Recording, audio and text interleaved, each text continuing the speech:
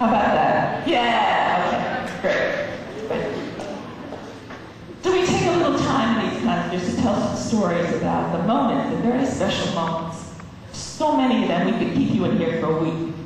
But the moments when something about our music, sharing music, really, really connects, even when we don't know the language. That's part of what we're about. And I want to tell you about something that happened for me on my first trip with the chorus, and it was in 1987. And it was the year that I fell in love with the chorus, our mission, and the people here. It was a trip, one of our first trips to Russia. And it was the time of the Cold War, which meant we weren't in a hot war. We weren't firing on one another. But we were kind of way suspicious of one another, like we are today in some of the countries that we're dealing with. There wasn't a lot of trust, and it was very tense. We went over believing that people are people, and then there are policies. And we went over with that, with the idea that we were wanting to connect with people in Russia. We had with us a group of young people, high school kids. And one of the places that we went to was a city called Yaroslavl. It got to be like this community is getting to be for us. We kept coming back and getting to know them and really making friends.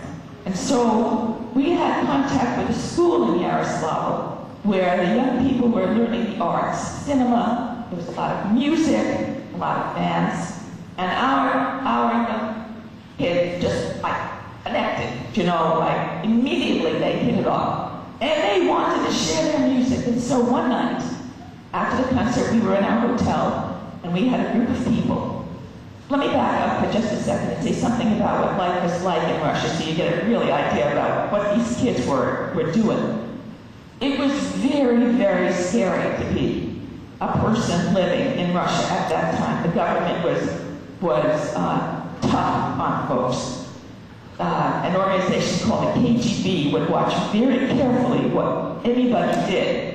And if you were out of line, you got in trouble. And you never quite knew when you would be doing something that would be out of line.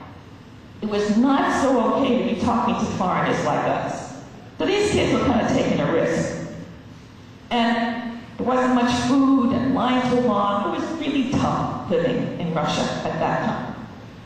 Okay, so fast forward, we were in the lobby singing songs together. And the manager of the hotel at one point said, "Yes, no more music, it's too late, you gotta go." And so we all went outside and went to an arcade just across the street.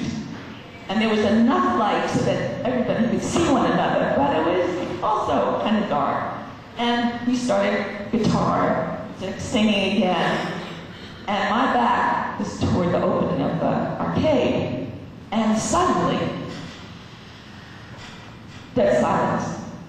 And everybody's eyes was looking beyond me at that entrance. Stone quiet.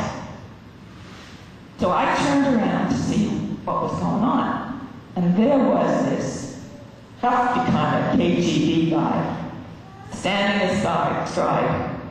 You could see his pistol on the side here and a dog. He was just standing there. And you could feel the terror in all of the kids there. You could kind of cut it with a knife because we didn't know what was going to happen. And he stood there. We were there. He stood there. We were there. Nothing seemed to be happening. He wasn't coming toward us. And so we took the risk to say, okay, let's just keep on singing. We did. It seemed to be okay. So another person from the chorus who was with me and our interpreter, we kind of felt that it was okay. And it was getting kind of late, and I decided that I had to go back to the hotel and go to sleep. So I left in the care of these other two people. I decided as I was going back that I really wanted to see who this person was. You know, he was standing there still, who is this? So I walked by him, and my shoulder kind of brushed his, and I looked at him. And in the pale light, that was coming in from the street, you could just about see a wet cheek. So he had been crying while he listened to us singing. And he said to me the word in Russian that means peace. He said, never breaking his stride, he said, Meere, peace. I said, Meere,